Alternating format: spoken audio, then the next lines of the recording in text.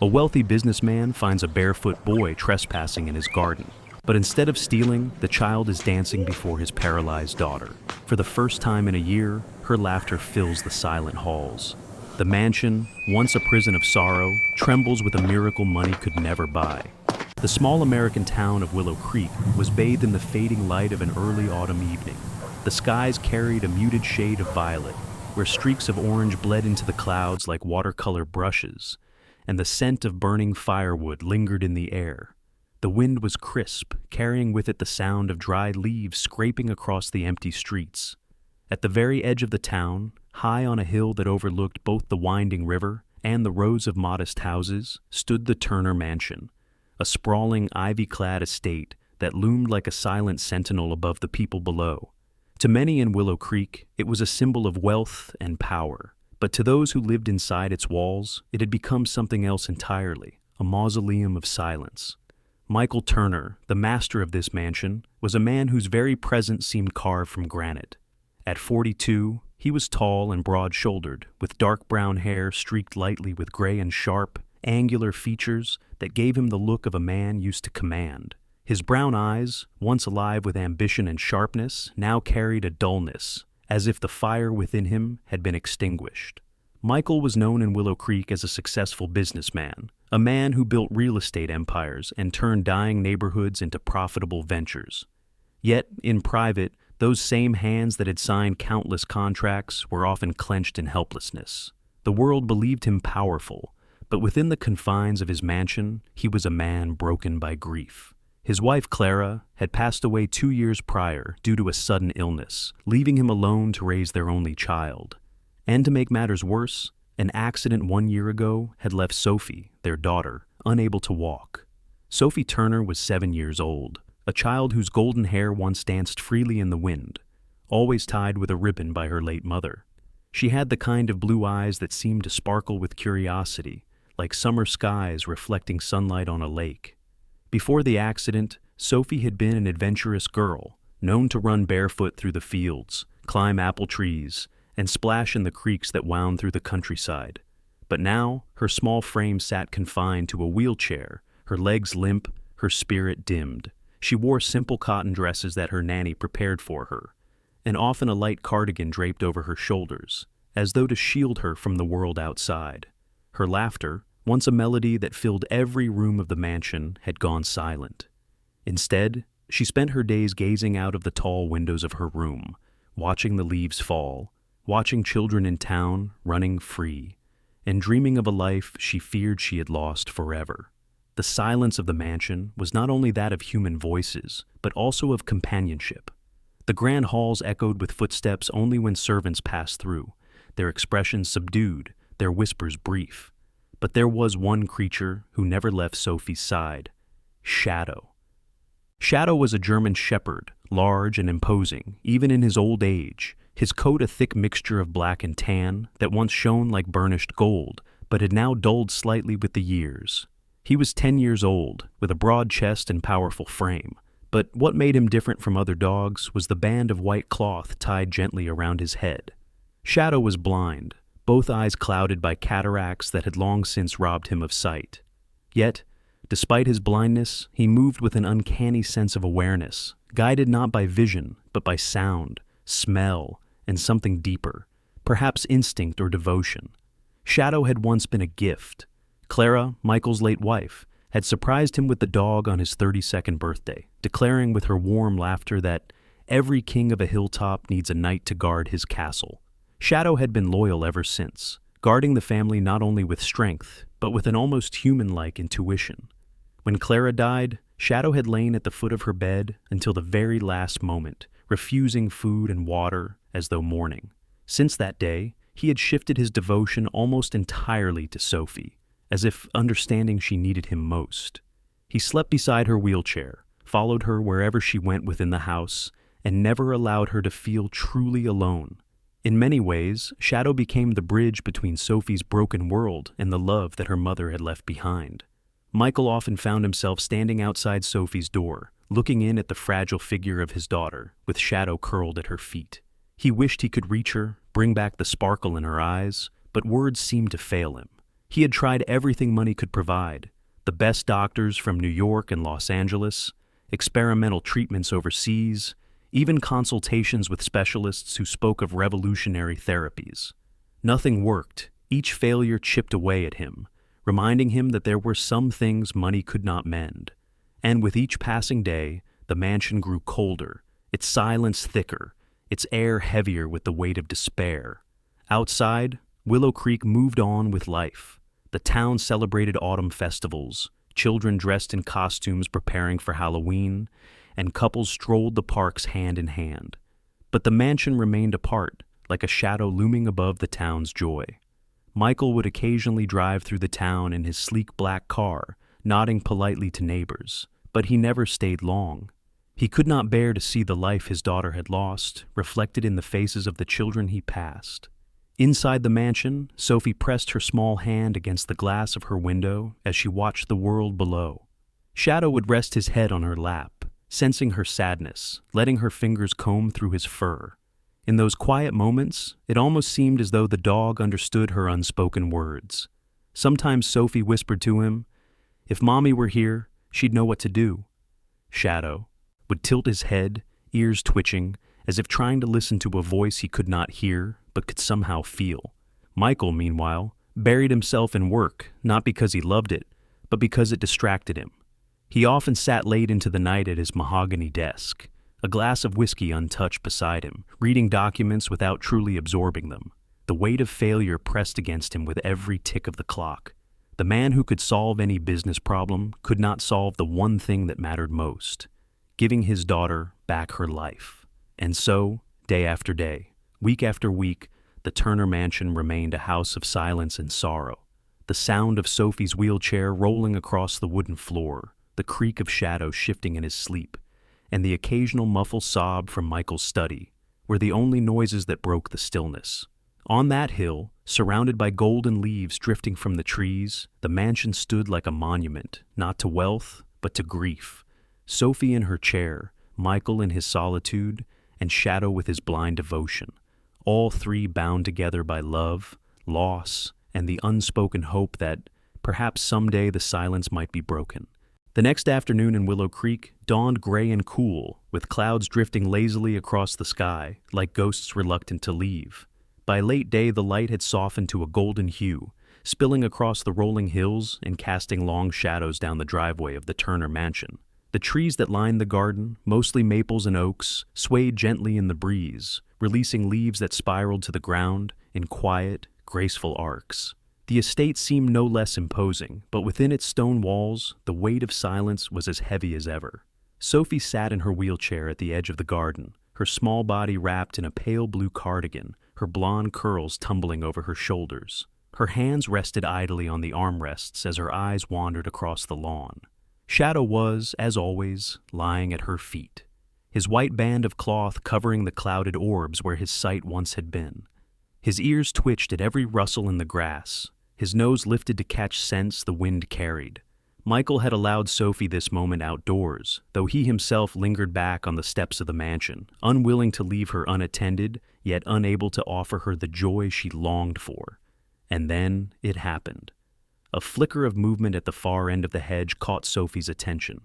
She leaned forward ever so slightly, curiosity sparking in her blue eyes. Out from the shadow of the trees came a boy. Ethan Miller was 10 years old, though his small, wiry frame made him look younger. His hair, a tangle of brown curls, stuck out in unruly directions as though it had not been cut in months. His skin was bronzed by the sun, roughened by nights spent outdoors. He wore a plaid shirt, once red but faded to a dull rose, and a pair of jeans frayed at the knees. His shoes were long gone, his bare feet dusted with earth and speckled with scratches. There was a liveliness in his brown eyes, a mischief tempered by a weariness that seemed too heavy for a child his age. Ethan had lived on the margins of the town for as long as anyone remembered, slipping through alleys and abandoned buildings, surviving on scraps. He had no family to claim him, and no roof to call his own. Yet, for all his hardships, he carried a spark of defiance, as though refusing to be entirely swallowed by despair. When Sophie saw him, she blinked in surprise, but did not cry out. Ethan, noticing her gaze, paused only briefly before his lips curled into a crooked grin. Without a word, he sprang onto the lawn and began to dance. It was not the dance of someone trained or graceful, but a jumble of exaggerated steps and comical flails. He hopped from side to side, waving his arms wildly as though fending off invisible bees. He stumbled forward deliberately, caught himself with an exaggerated spin, then pointed at Sophie with theatrical flair, as if daring her not to laugh. For a moment, Sophie stared, her lips pressed tight, but then, like sunlight breaking through storm clouds, a sound escaped her. A laugh. Small at first, then louder, bubbling, spilling into the air with a brightness that had not been heard in the mansion for months. Her little hands clapped against the wooden arms of her wheelchair, her shoulders shaking with genuine delight. Michael froze where he stood on the marble steps. The sound of Sophie's laughter pierced through him, filling him with a mixture of disbelief and awe. He had longed for it, dreamt of it, yet he had not expected it to come from a barefoot boy trespassing on his lawn. His first instinct was to march forward, to demand answers, to call for security. But he hesitated. Something in him, something long dormant, whispered to wait. Shadow had already reacted. The old dog's head shot up, his ears pricked, and he gave a short, sharp bark. His tail thumped against the ground, wagging in a way Michael had not seen in years. Though blind, Shadow turned toward Ethan with uncanny precision, as though sensing his presence with an intensity beyond the physical. His body vibrated with excitement, his paws shifting restlessly. He even let out a low, joyful whine, pressing his nose toward the boy, straining at the invisible leash of loyalty that bound him to Sophie. Michael stared in astonishment. Shadow had been listless for months, his energy subdued, yet now the dog was alive with recognition, as if he knew this boy from some forgotten dream. Sophie's laughter grew louder as Ethan dropped onto the grass, rolling over dramatically before springing back up, landing in a clumsy bow. She clapped wildly, her cheeks flush pink, her blue eyes alight with joy. She leaned forward in her chair, trying to mimic his flailing arms, her legs twitching unconsciously beneath her dress. Shadow barked again, a sound almost playful, and padded closer to Ethan, nose searching the air. Michael felt his breath catch. He gripped the railing of the stairs so tightly his knuckles whitened. The scene before him was so ordinary in one sense, a child making another child laugh. But in his world, it was nothing short of miraculous. Sophie was alive in a way he had not seen since before the accident, and Shadow, too, was responding as though the house had suddenly been infused with life again. Ethan, meanwhile, seemed to revel in the laughter. He spun around in wild circles, arms stretched wide, then collapsed theatrically onto the lawn, pretending to faint. Sophie squealed with delight, her laughter echoing through the garden. The boy peeked through one eye, grinned mischievously, and leapt back to his feet, bowing again as though he had just performed on the grandest stage. From his hidden vantage, Michael wrestled with 1,000 thoughts. Who was this boy? Why was he here? What gave him the right to intrude upon their privacy? Yet each time he looked at Sophie's radiant face, each time he heard the bubbling laughter spilling into the air, his anger faltered. For months he had prayed for a sign, for something to break through, the wall of sorrow that imprisoned his daughter. Now, without warning, that sign had appeared in the form of a ragged, barefoot child. Michael took a single step forward, his polished shoes sinking slightly into the grass. Ethan noticed the movement, his lively brown eyes flicking toward him. For a brief instant, Michael expected him to flee, to bolt through the hedges and vanish into the safety of the town's alleys. But Ethan only grinned wider, spinning on his heel and bowing once more, as though inviting Michael himself to laugh. Sophie clapped again, urging him on. Michael stopped. He realized, with a tightening in his chest, that he could not bring himself to end this moment. Not yet. And so, he stayed in the shadows of the marble columns, silent, watching, his heart pounding with emotions he had not allowed himself to feel for so long. Hope, fragile, terrifying hope, stirred within him. For the first time in a long while, the mansion on the hill was filled not with silence, but with the sound of laughter. The following day in Willow Creek arrived with a pale sun fighting its way through a heavy sky. Rain from the night before still clung to the leaves, and the driveway of the Turner mansion glistened like polished stone. The scent of damp earth lingered in the garden, mingling with the distant smoke of neighbors burning fallen branches. For the first time in months, Sophie was awake before Michael even entered her room, her blue eyes alert, her blonde curls still tousled from sleep. She whispered to Shadow as she stroked his fur, her voice carrying a hopefulness Michael hadn't heard in far too long. That afternoon, Michael brought Sophie to the garden again. He did so hesitantly, his mind torn between suspicion and curiosity about the strange barefoot boy who had appeared the day before. He expected him to be gone, vanished like a phantom. But Sophie kept glancing toward the hedges, anticipation bright in her face. And then, as though answering her silent call, Ethan slipped through the narrow break in the greenery. The boy was the same, and yet not. Dirt smudged his cheek, and his plaid shirt was torn at the sleeve. His brown eyes darted toward Michael almost immediately this time. He froze mid-step, as though caught stealing. His crooked grin faltered, replaced by a guarded, wary expression. For the first time since Sophie had seen him, he looked like what he was, a homeless boy intruding upon another world. Michael rose from the stone bench where he had been seated. His tall frame cut an imposing figure against the sunlight. Sophie's hands clutched the arms of her wheelchair, her lips trembling. "Daddy, please," she whispered urgently. "Don't make him go." Michael stopped a few feet away from the boy. His voice was steady, firm, but not unkind. "What's your name?" Ethan shifted on his bare feet, eyes flicking to Sophie for reassurance before answering. "Ethan Miller. And how old are you, Ethan?" Michael asked. "I think 10, Ethan replied. "Maybe 9. I don't really know. I never had a birthday cake or nothing." His voice was soft, but edged with the matter-of-fact resilience of someone used to explaining away his hardships. Michael's brows furrowed. "Where do you live?" Ethan hesitated, scratching at the dirt beneath his fingernails. "Around," he said finally.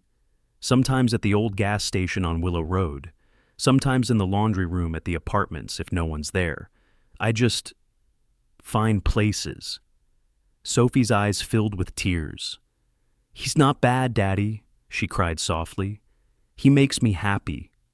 Michael looked at her flushed cheeks, the light in her eyes he hadn't seen in months. For a long moment, he said nothing. Then, with a sigh that carried both resignation and something else, something dangerously close to relief, he crouched down so he was level with Ethan. "You come here only to dance?" Ethan's gaze dropped to the ground. "Yesterday I was walking by. I heard music in the garden. She looked so sad. I wanted to make her laugh. I wasn't trying to steal anything." His voice broke slightly. "She just looked like she needed it."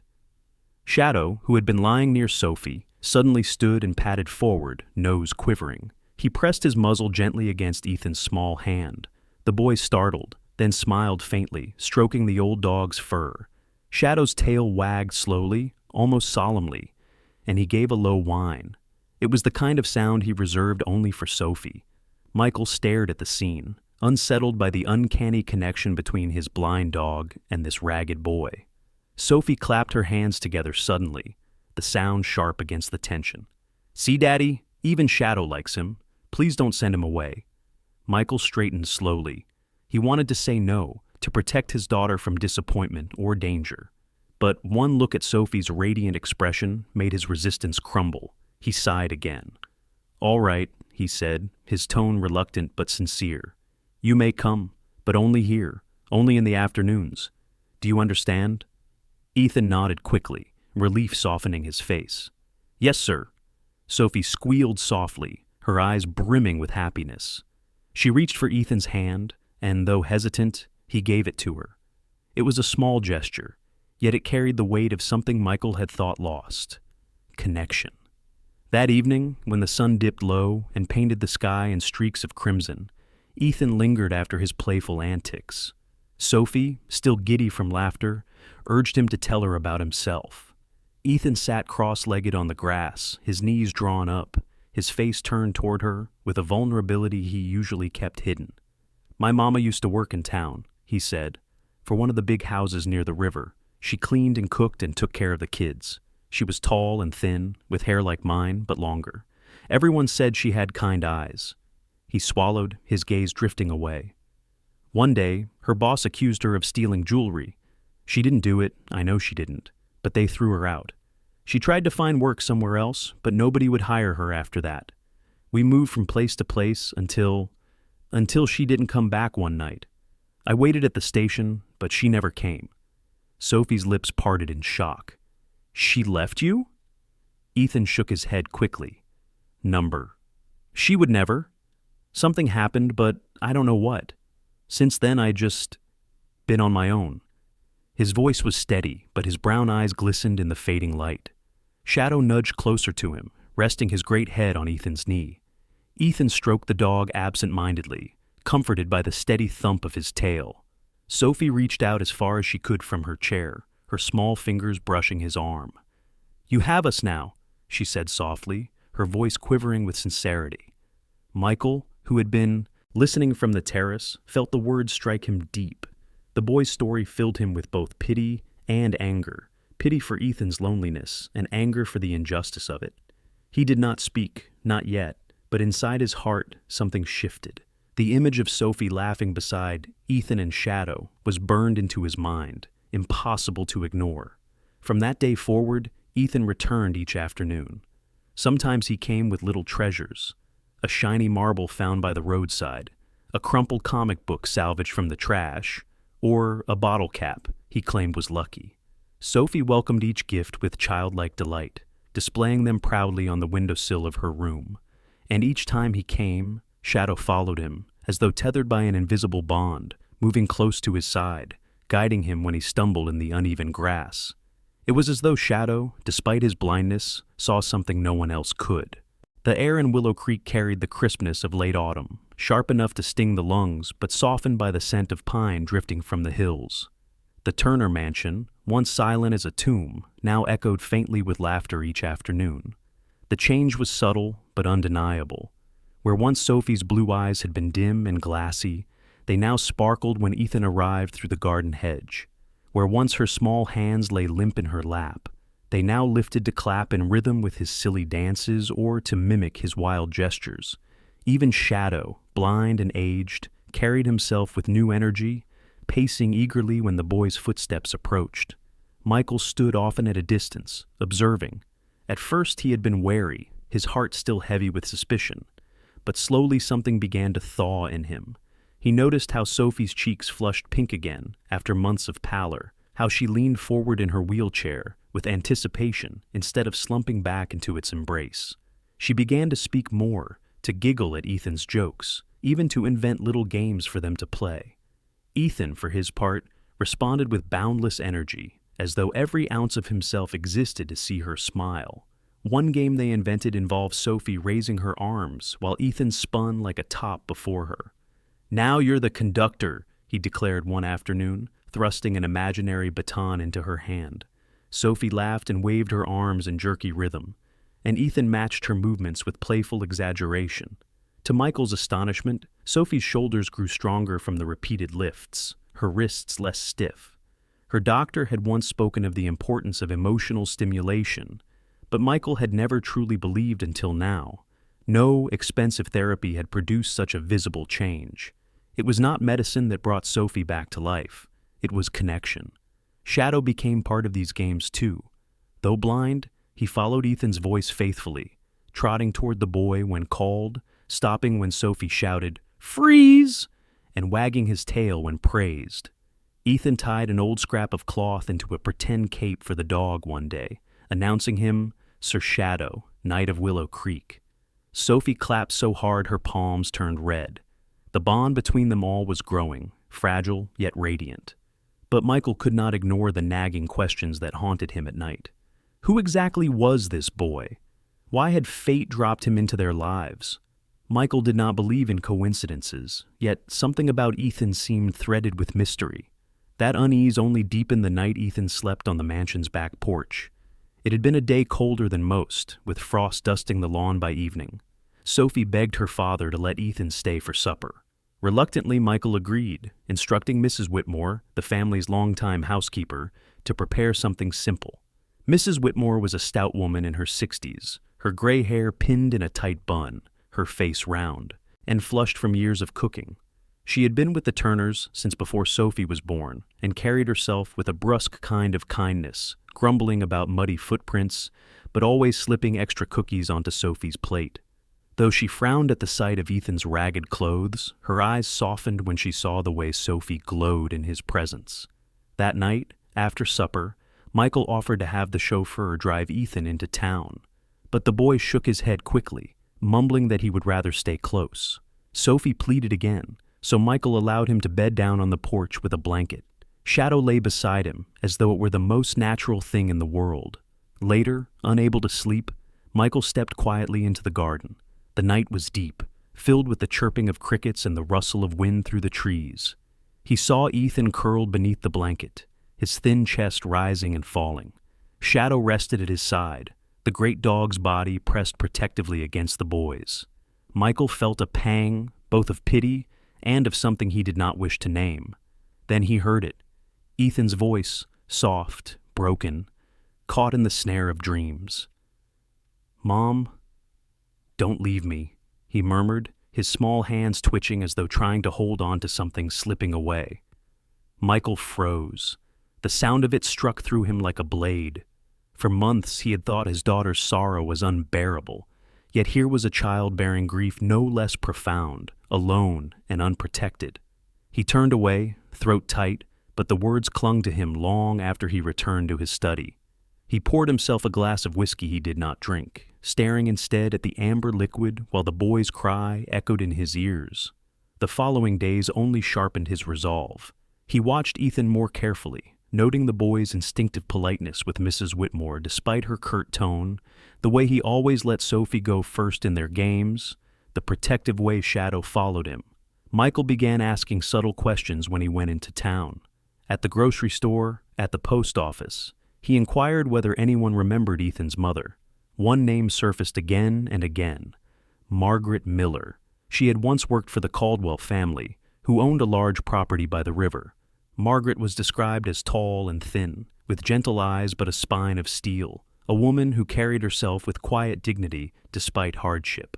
Some remembered her kindness, how she slipped bread to children who came begging at the kitchen door. But there was also gossip, whispers that she had been accused of theft before she disappeared from Willow Creek. No one seemed to know what became of her, only that her young son had been seen wandering alone not long after. Michael returned home troubled. He sat long hours at his desk, piecing together scraps of information, staring at Sophie's laughter drifting through the halls with Ethan. The more he watched, the more certain he became that this boy was more than a chance encounter. That evening, as the sun dipped low and painted the hills in shades of crimson, Michael stepped into the garden. Sophie was guiding Ethan through another one of their improvised games, this one involving a hopscotch grid drawn in chalk across the stone terrace. Ethan jumped from square to square, pretending to wobble dangerously, while Sophie shouted out instructions. Her arms moved fluidly now, her back straight. Shadow barked excitedly, circling them with clumsy joy. Michael stood silently, his heart torn between awe and unease. He saw his daughter's joy, her growing strength, and knew it was real. But he also heard the echo of Ethan's dream voice, "Mom, don't leave me," and knew he could no longer remain in ignorance. That night, while Sophie slept peacefully and Shadow kept vigil at her door, Michael sat by the window in his study. He resolved that he would uncover Ethan's past, no matter how painful, and ensure that the boy would not be abandoned again. Hope had returned to the mansion, but it was threaded with mystery, and Michael Turner was determined to unravel it. The first true snow of winter arrived in Willow Creek, like a soft white curtain, blanketing the rooftops and quieting the streets. From the high windows of the Turner mansion, Sophie gazed in wonder as the flakes drifted downward, her breath fogging the glass. Ethan sat cross-legged on the carpet beside her chair, tracing shapes in the condensation with a finger, laughing when Sophie joined in. Shadow lay nearby, his thick coat dusted with the stray flakes that had clung to him when he padded in from the porch, his blind eyes hidden beneath the white band that had become part of his identity. The house, once a tomb of silence, now carried the music of laughter and warmth, as if winter had brought not stillness, but a kind of rebirth. Michael entered the room quietly, his tall frame still commanding, though softened by the faintest curve of a smile tugging at his lips. He had spent the morning in his study with old files scattered across his desk, remnants of business records and personal letters he had long ignored. Among them, he had found what he had sought, confirmation of the whispers about Ethan's mother. Margaret Miller had indeed worked for an old acquaintance of his, a man named Charles Wainwright. Charles was remembered in town as a once powerful figure, a broad-shouldered man with thinning blonde hair and an expensive taste in suits. His eyes, cold and gray, betrayed a calculating nature. Michael recalled how Charles prided himself on running his household like a corporation, his staff nothing more than disposable employees. It was from the brittle documents that Michael learned Margaret's fate, an accident in the Wainwright household, a collapsed beam in the old storage wing, and no record of compensation or support. She had died quietly, buried under the indifference of the wealthy, her son left to fend for himself. Michael's jaw tightened as he closed the file. He had known Charles, shaken his hand at countless business gatherings, and yet never realized the cruelty that had unraveled a child's world. Now he understood. Ethan was not simply lost by chance. He had been abandoned by a society too callous to care. That evening, Michael returned to Sophie's room, the secret heavy in his chest. He watched her as Ethan made Shadow chase the sound of a small tin bell he had tied to a ribbon. The blind dog darted clumsily but joyfully, Sophie squealing encouragement as Ethan laughed. It was then, in a moment that would remain etched in memory, that Sophie pressed her small hands firmly against the arms of her wheelchair. Her face flushed with effort, her body trembled, but she pushed herself upward. "Daddy, look!" she cried, her voice quivering with both fear and triumph. Michael's heart leapt into his throat. He stepped forward instinctively, arms half raised to catch her, but stopped as he saw the miracle unfold. Sophie, her blonde curls falling across her face, stood shakily on her thin legs. Not for long, only a few seconds, but long enough to take one trembling step forward, then another. Her knees buckled and she collapsed back into the chair, panting, but her face shone with joy. "I did it!" she gasped, eyes wide with wonder. Ethan was on his feet in an instant, spinning in wild delight before dropping to his knees beside her. "You're amazing!" he shouted, his voice filled with pure, unfiltered admiration. Shadow barked, a sharp, jubilant sound, circling them with his tail wagging furiously as though he too understood the miracle. Michael knelt at Sophie's side, his throat tight. "Yes, sweetheart," he whispered, brushing a curl from her damp forehead. "You are." Then he turned to Ethan, whose brown eyes glistened with pride and relief. "And so are you." That night, when Sophie had fallen into an exhausted but peaceful sleep, Michael found Ethan sitting alone on the back steps, his thin arms wrapped around his knees. Snowflakes drifted down, melting in his hair. Shadow sat pressed against him, head resting on the boy's lap. Ethan looked up, startled when Michael approached, but relaxed when he saw there was no anger in his face. "You can't keep living like this," Michael said, his voice steady but heavy with meaning. Ethan shrugged, though his eyes betrayed the fear beneath his bravado. "Been doing it my whole life." "Not anymore," Michael replied firmly. He crouched down, meeting Ethan's gaze. "From today, you live here. You'll have a room, meals, clothes. You'll go to school. You'll be part of this family." Ethan stared, stunned. "Why? You don't even know me." Michael's gaze softened, and for the first time in years, his voice carried not the weight of business, but the warmth of conviction. "Because you gave my daughter something no doctor, no therapy, no fortune could give her. You gave her hope, and I will not let the boy who gave her that sleep another night on a cold floor." Ethan swallowed hard, turning his face away as tears pricked at his eyes. His voice broke when he whispered, "I don't know what to say." "You don't have to say anything," Michael said quietly. "Just stay." The following morning, the mansion seemed different. The sun streamed through frosted windows, filling the halls with light. Mrs. Whitmore grumbled as she prepared an extra place at the breakfast table, but smiled nonetheless when Ethan shuffled in, newly dressed in one of Michael's tailored shirts cut down to size. Sophie beamed across the table at him, her hands fluttering with excitement. Shadow trotted from chair to chair, tail thumping against the polished floor, as though ensuring his family was finally complete. For Michael, the decision felt less like charity and more like redemption. The old files about Margaret lay locked in his desk, but her story would not be repeated. He silently vowed that Ethan would never again be left to wander the streets, never again be forgotten. Sophie's fragile steps had been the spark, but it was Ethan's courage that had lit the fire. Together, they had pulled the Turner mansion out of darkness and into a new dawn. And so, in the snowy heart of Willow Creek, 3 broken souls and 1 loyal blind shepherd found themselves bound into a family. The mansion on the hill no longer stood as a monument to grief, but as a home alive with laughter, promise, and light. Sometimes the greatest miracles do not come from doctors or from wealth, but from love, friendship, and the unexpected people God places in our path. Just as Ethan brought laughter and hope back into Sophie's life, God can send someone into ours to remind us that He has never left us, even in the darkest valleys. Every step Sophie took was not only a sign of healing, but also a sign that faith and kindness can awaken what medicine cannot. In our everyday lives, we may pass by someone in need, a neighbor, a stranger, or even a child like Ethan. Never underestimate how one act of love can change another person's life. Perhaps God is calling you to be that miracle for someone else. If this story touched your heart, please share it with others. Leave a comment to let us know your thoughts, and subscribe to the channel for more stories of hope and faith. And if you believe in the power of God's miracles, write Amen in the comments. May God bless you and keep you always.